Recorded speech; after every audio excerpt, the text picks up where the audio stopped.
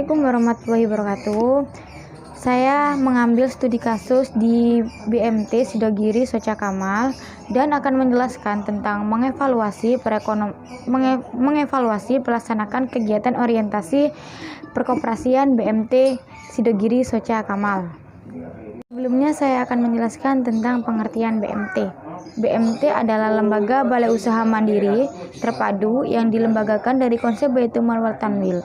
BMT merupakan sebuah lembaga yang tidak saja prioritas bisnis tetapi juga sosial, dan juga lembaga yang tidak melakukan pemusatan kekayaan pada sebagai kekayaan kecil seseorang, yang kekayaan tersebut akan didistribusikan secara adil dan sosial. BMT juga lembaga yang sangat banyak dan pesat dibandingkan koperasi-koperasi lainnya yang telah berkembang yang cukup pesat. Sistem koperasiannya BMT adalah yaitu bertujuan untuk membantu masyarakat mikro kecil agar terhindar dari bunga riba maupun akan menjadikan masyarakat itu menjadi sejahtera dalam hidupnya. Berikut adalah materi dan metode pelaksanaan orientasi BMT kepada anggota masyarakat. Banyak sekali metode yang dilakukan oleh BMT Sidogiri Socha untuk mengevaluasi masyarakat agar lebih jelas dan lebih mengetahui aturan-aturan yang diterapkan di BMT, dan juga akan mengetahui produk-produk baru pembiayaan koperasi BMT Sidogiri Socha Kamal. Yang pertama yang dilakukan BMT yaitu menentukan pasar. Sebelum menentukan pasar, BMT Sidogiri mengetahui berapa banyak anggota yang sudah ada di pasar tersebut, dan baru menentukan pasar mana yang bisa dikiranya sangat potensial untuk melakukan kegiatan operasional, dan juga harus mengetahui pasar yang dituju itu sangat cocok untuk produk-produk yang ditawarkan oleh BMT yang akan lebih lama mengembangkan usahanya yang tersebut. Mengetahui tentang karakteristik pasar, maka seluruh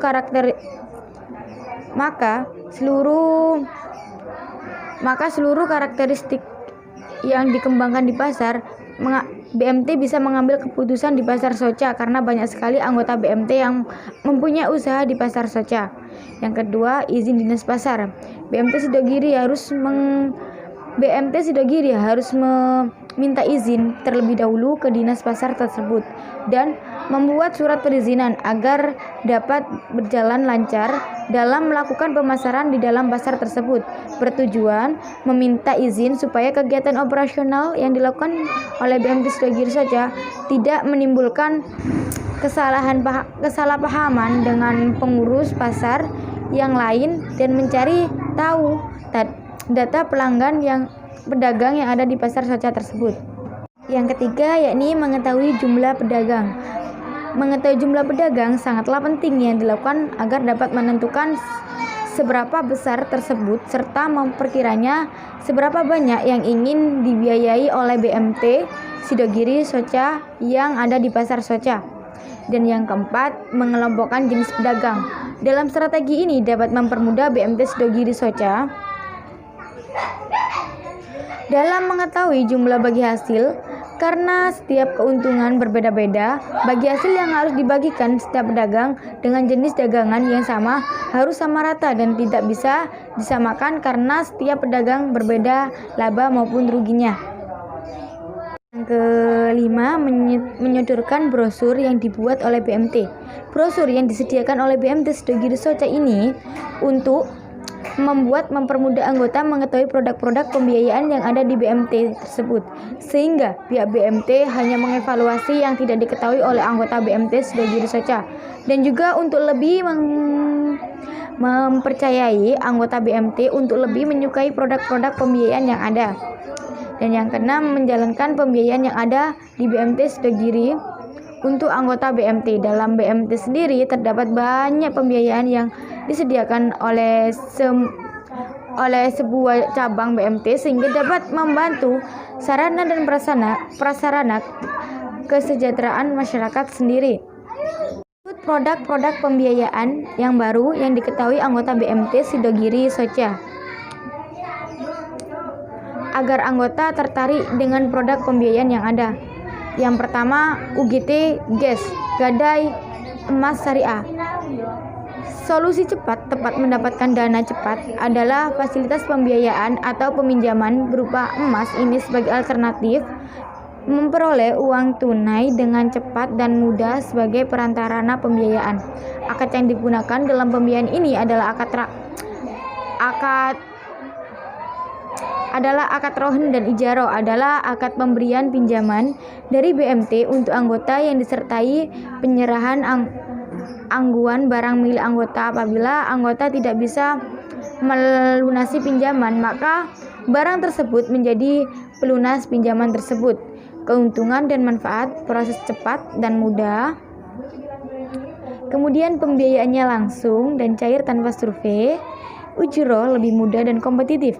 Ketentuan jangka waktu yang dimaksimalkan 4 bulan bisa diperpanjang. Pembiayaan ujro bisa dilakukan sesuai kesepakatan maksimal setiap bulan. Maksimal pembiayaan Gade Syariah yaitu 10 rekening aktif. Yang kedua yakni pembiayaan UGT MUB yaitu modal usaha barokah. Pembiayaan pilihan cerdas meraih barokah yaitu fasilitas pembiayaan modal kerja bagi anggota yang mempunyai usaha mikro menengah. Akad pembiayaan menggunakan akad mudharabah dan musyarakah atau jual beli murabahah. Akad mudharabah adalah bentuk kerjasama antara BMT dan anggota di mana IMBT Sohibul Mal menyediakan 100% modal sedangkan anggota BMT menjadi pengelola mudharib, sedangkan pembagian hasil sesuai dengan kesepakatan yang di awal yang ditentukan oleh BMT dan juga anggota. Yang kedua, akad musyarakah adalah akad kerjasama usaha patungan antara BMT dan anggota sebagai pemilik modal syarik atau sohibul mal untuk pembiayaan suatu jenis usaha yang halal dan produktif dengan pembagian hasil sesuai dengan kesepakatan. Dan yang ketiga, akad murabahah adalah akad jual beli antara BMT dan anggota di mana BMT membeli barang yang dibentuk oleh anggota BMT dan menjual kepada anggota sebesar harga pokok yang ditambahkan margin yang sudah disepakati. Keuntungan dan manfaat sendiri yaitu membantu anggota BMT untuk mengatasi masalah dan memenuhi kebutuhan modal usaha dengan adil dan mudah dalam masalah, dan juga anggota bisa sharing risiko dengan BMT sesuai dengan pendapatan real usaha anggota dan terbebas dari atau haram. Ketentuan dalam UGT MUB yaitu jenis pembiayaannya, wujud kepedulian untuk super mikro, pembiayaannya modal komersil dan mikro kecil. Beruntuk pembiayaan adalah perorangan atau badan usaha sendiri. Jangka waktu pembiayaan masih 36 bulan, maksimal pembiayaan sampai dengan 500 juta. Yang keempat adalah UGT PBE, pembelian barang elektronik, yang dimana pembiayaan cermat belanja hemat yang memfasilitasi pembiayaan yang ditunjukkan untuk membeli barang elektronik yang bisa dijual secara legal dan juga bergaransi. Akad pembiayaannya adalah akad murabahah dan akad ijaro IMBT, di mana akad murabahah adalah akad jual beli antara penjual dan pembeli yang di mana anggota itu menyetorkan pengajuan kepada BMT. Kemudian BMT akan membelikan pengajuan yang diminta oleh anggota. Kemudian BMT menjual lagi ke anggota, ditambah harga pokok itu ditambah harga margin sesuai kesepakatan mereka berdua. Yang kedua ini menggunakan akad ijaro IMBT, di mana akad sewa yang diakhiri dengan kepemilikan barang yang di tangan anggota sebagai penyewa. Itu maksudnya gimana? Jadi gini, semisal saya mau mengajukan ruko tersebut saya sewa dulu, kemudian saya ingin membelinya. Nah, itu akan mengalihkan akad kepada ijaro IMBT. Jadi setelah menyewa kita akan memiliki ruko tersebut. Keuntungan dan manfaat membantu anggota memiliki barang elektro dengan mudah dan barokah. Bisa memiliki barang elektro sesuai keinginan, nilai angsuran tetap, sampai berakhir fasilitas pembiayaan dan terbebas dari riba dalam haram.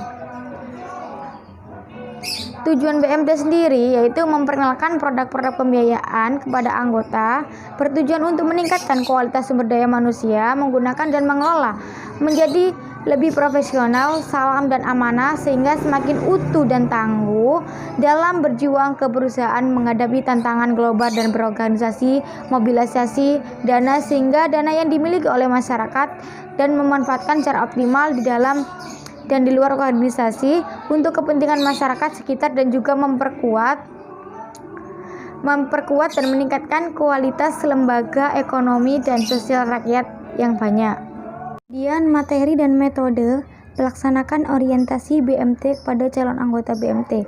Banyak metode yang dilakukan oleh semua karyawan BMT untuk memasarkan produknya dan mengajak masyarakat menjadi anggota BMT. BMT Sidogiri Soca melakukan penyusunan dan strategi maupun materi yang disampaikan oleh masyarakat sebagai calon anggota BMT Sidogiri Soca. Sebelum seluruh karyawan terjun langsung ke masyarakat, atasan BMT memberikan arahan ke semua karyawan bagaimana metode yang akan disampaikan oleh ibu PKK, jamiah, ibu muslimah yang ada di sekitar BMT Sidogiri Soca maupun ke tempat yang belum didatangi oleh BMT Sidogiri. Bertujuan untuk apa? Untuk setiap pekan mendapatkan anggota-anggota baru. Dan berikut adalah orientasi atau materi yang dilakukan BMT untuk menjemput anggota baru. Yang pertama yakni meluruskan niat. Yaitu angka pertama yang harus dilakukan oleh BMT yaitu Sidogiro adalah menjelaskan kedatangan mereka ke situ adalah tidak lain semata-mata hanya mengharapkan ridho dan juga meluruskan niat bahwa kedatang ke sini memasarkan atau mengharapkan produk BMT untuk mensejahterakan masyarakat menuju jalan yang benar dan tak terhindar dari riba. Dan juga memperkenalkan bahwasannya calon anggota yang menjadi bagiannya harus mempunyai sifat tablik, amanah, dan juga fatona, dan juga ditambahi lagi dengan nama Sidogiri yang namanya tersebut diadopsi oleh pesantren Sidogiri itu sendiri. Yang kedua, menjelaskan sistem kekeluargaan. Jadi di BMT ini mempunyai sifat kekeluargaan yang dimiliki oleh BMT Sidogiri adalah suatu hal yang penting yang harus diterapkan agar terciptanya keharmonisan atau via BMT nasabah, sehingga via BMT terjalin sikap kekeluargaan yang erat. Biasanya metode yang digunakan yakni selama menjelaskan seperti ini adalah metode ceramah yang dilakukan oleh karyawan BMT yang sudah briefing atau dikasih materi oleh atasannya. Yang ketiga, menjelaskan sifat amanah yang ada di BMT.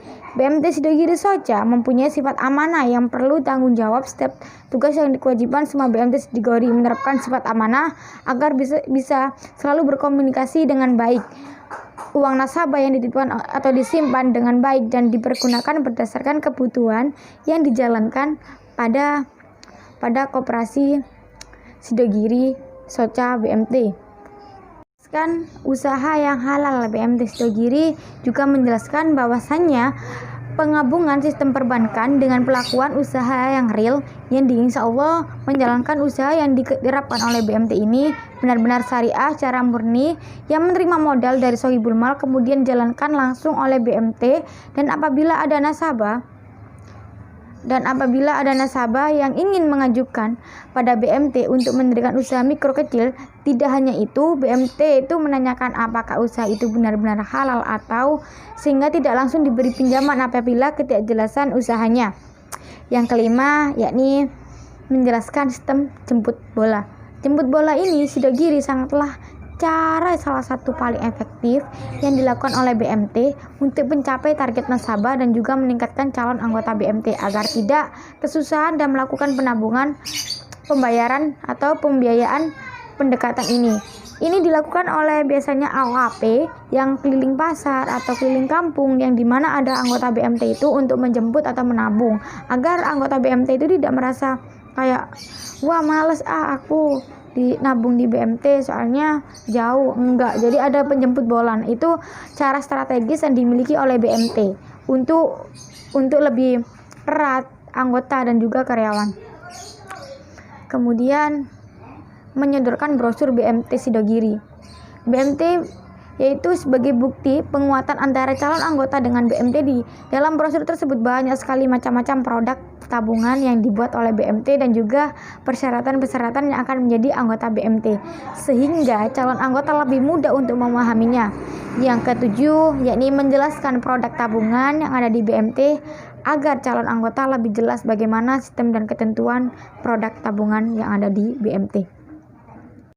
Ada tabungan yang dimiliki oleh BMT Sidogiri Soca memiliki yaitu pokok tabungan yang banyak sekali yang disukai sampai yang jarang banget anggota itu menabung. Yang pertama, tabungan umum syariah, di mana tabungan umum syariah ini tabungan yang terfavorit oleh anggota yang biasanya masih baru karena keuntungan melimpah, bebas riba, dan penuh berkah.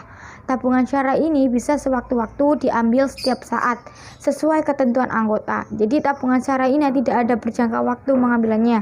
Akad yang digunakan dalam tabungan syariah ini yakni akad mudharabah musyarakah yang digunakan yaitu nisbah 30 dari anggota, 70 BMT. Setoran awal biasanya anggota baru minimal yaitu Rp 10.000. Kemudian bisa meskipun kita nabung 1.000 juga bisa.